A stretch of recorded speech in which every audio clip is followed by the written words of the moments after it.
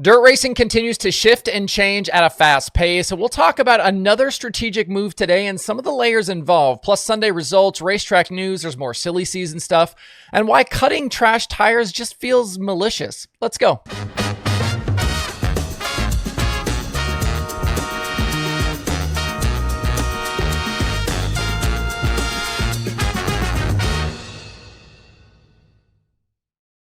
It's Monday, September 29th. I'm Justin Fiedler. This is DIRTRACKR Daily presented by Kubota Genuine Parts.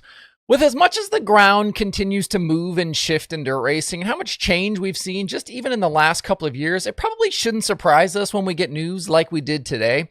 But I do think it's an interesting illustration of just how fluid things are and will continue to be, and just how layered and connected everything is. If you have no idea what I'm talking about, it was announced earlier this afternoon that Brad Sweet and Kevin Rudeen have partnered up to buy the NARC Sprint Car Series out west from Jim Allen and Brent Kading. The move will be official for the 2026 season, and Sweet and Rudeen will bring in a new series director to run the day-to-day operations. Allen told Sprint Car Unlimited today that since he took over the series in 2017, his goal has been to build it up and then get it ready to sell to the next group who could continue the legacy started in 1960 by Louis Vermeil. The release from NARC says, quote, Brent Kading and Kading Performance Center will continue their involvement with NARC as the official parts vendor and as a heat race sponsor. Jim Allen will transition into a NARC historian role, focusing on accumulating missing information from the organization's early years, unquote. Acquiring NARC fits nicely into the plans for Sweet and Rudeen, who've been kind of at the center of trying to rebuild 410 sprint car racing on the West Coast. That's included Sweet's part in operating the Silver Dollar Speedway and Rudeen taking over Skagit Speedway. Both tracks hosting big 410 events with Gold Cup and Dirt Cup. Rudeen as well is now in control of the Trophy Cup, and there have been rumblings that the event could end up as a 410 show in the coming years. It's been a 360 show in its most recent iteration, and Sweet today said as much in that article, saying, quote, Kevin's got the Dirt Cup, which is a big event for NARC, and now he has the Trophy Cup, which down the road could be something NARC looks at, unquote. We just found out as well in recent days that Trophy Cup will be live on Flow Racing next month. For the sprint car teams and fans out west, I think this is good news. Hopefully it will lead to more kind of cohesiveness in the area, everybody working together and, maybe schedules and things like that getting better. The first thing I thought of, and I know others did as well, was we don't have to worry about NARC scheduling on top of High Limit at Skagit in 2026. After the announcement, I did see as well a smattering of comments about Sweet's future, including a poll on the over-under of how many years he has left driving full-time. And I also had a few messages about the subject and some rumors going around. Brad continues to expand his business portfolio, and it leads to natural questions about his future behind the wheel. Between High Limit, Chico, and whatever responsibilities he'll have with NARC, where does driving a sprint car fall in there? And not that I think he'll be super deep on NARC day-to-day next year. I'm sure they'll have people in place for all of those things. His future status, though, could be an open question over the next few weeks headed towards the High Limit finale at Texas. If he's staying, it's likely we wouldn't get an announcement about it anyway. I don't think I ever remember releases about him staying each season at KKR. Also, I don't know that I believe this NARC acquisition is a sign of anything, and that if he is getting out, those decisions would be made independent of a move like this. Remember, they first started the High Limit series in the midst of an Outlaw title run, and he won the championship with High Limit last year while running everything. I think Sweet's tried hard where appropriate to keep the businesses and his driving career separate. Definitely another storyline, though, to keep an eye on, and just add all of this to the wild last couple of weeks and months that saw Gio Scelzi quit a ride mid-event, Donnie Schatz and Spencer Basin get fired after the Knoxville Nationals, Tony Stewart then hiring Rico Abreu, Sheldon Hodenshield quitting the 17, and all sorts of rumors about more driver changes and series flips, franchise purchases and leases, and plenty more changes to come. So stay tuned. Before we move on, did you know that if you take care of your vehicle, it will take care of you? And when you want to do some maintenance, fix something you've been putting off, maybe grab some cleaning supplies, let me help you save some money with Advance Auto Parts. Head over to DIRTRACKR.com/advance and use code PARTS4U, all one word, at checkout to get 15% off an order of $35 or more, or 20% off an order of $100 or more with Advance. That code is good for anything they sell.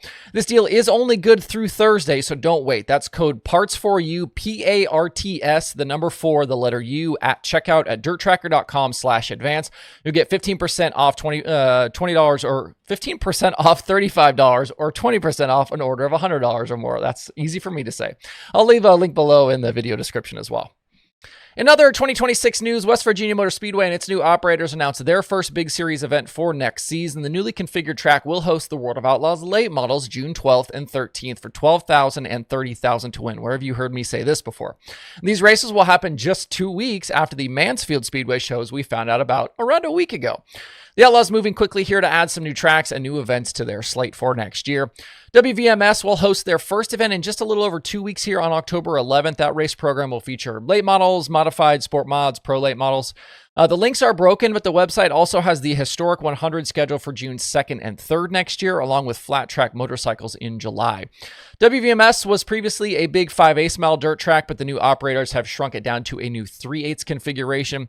The group shared in a reply on Facebook that their other track that they recently acquired, Elkins Raceway, needs safety and facility upgrades before it could host any big touring series. In that area, we are still waiting as well on what will happen with 2 other big late model events. That includes the Hillbilly 100 that it was at Lernerville this year and the future of the Dirt Track World Championship. Both of those are Carl Short owned events. At Path Valley last night, the Pennsylvania Bull Ring hosted the High Limit Sprint Cars for the first time. Things were a bit messy in that feature. Lots of cautions early on, an early open red, some tough nights for a few top runners. That included Ryan Timms out early, Rico Abreu tipped over, Aaron Reitzel. Those two were 15th and 17th. Brett Marks battling to 14th after early issues as well. Tanner Thorson got around Gio Scelzi with 14 to go to grab his second series win in the last 7 races. Brady Bacon battled back from nosewing damage to finish second, and Gio settled for third. Brad Sweet and that KKR 49 did gain some ground on Rico in the standings, but Reitzel and RSR did not. So headed for Lakeside in a little less than 2 weeks, Rico's leads are 34 and 52 points in the drivers and owners standings. With no high limit this week, I think it's likely you'll see at least some of these teams stick around PA and run the National Open this coming week at Williams Grove. Interesting to note, Hunter Schoenberg was in attendance last night. He's an Outlaw full-timer and burned his 3rd freebie of the season. Not a bad run, finishing 8th. Also, it looks like Gio Scelzi starting to find some speed with Clauson Marshall in that fill-in role for Tyler Courtney. He was up and down on the West Coast and wasn't great at Port Royal. He had 8 finishes outside the top 10 in his first 14 starts for CMR, but since Eldora, they've been better. 8th and 2nd at the Four Crown and 2nd and 3rd this weekend at Bridgeport and Path Valley, leading laps in both of those races. Speaking of CMR, they posted to social media in recent days a call for resumes saying, quote, "We are growing, join our team," unquote. That certainly adds fuel to the fire around the rumors of them expanding to a second team for 2026.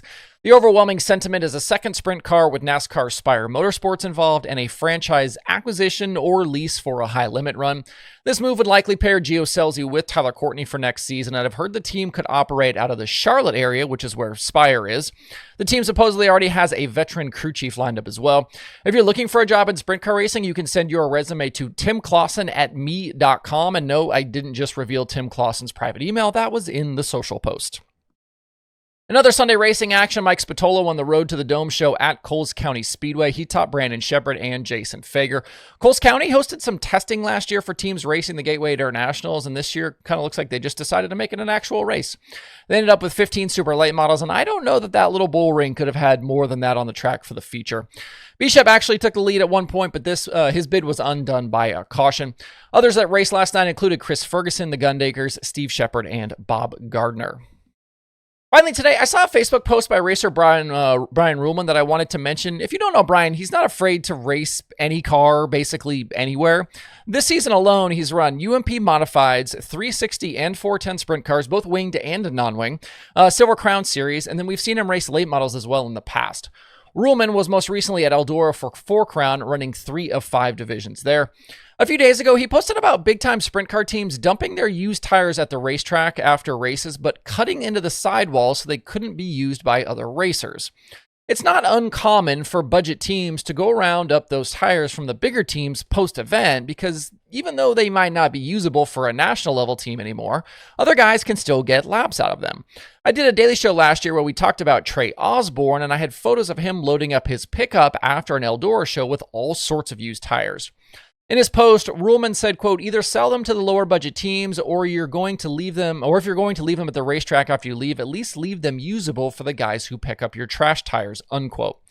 I certainly don't know the circumstances behind cutting those tires, but it does seem like a bit of a low blow. Tires are expensive, as we all know, and cutting tires to keep other guys from using them just feels crappy. It wouldn't take much effort to sell them if this was really a problem. It would be nice, though, to see more cooperation and awareness of the community as a whole in these instances. We'll shut it down right there for today. Hope you guys have a great rest of your Monday out there. We'll see you right back here tomorrow.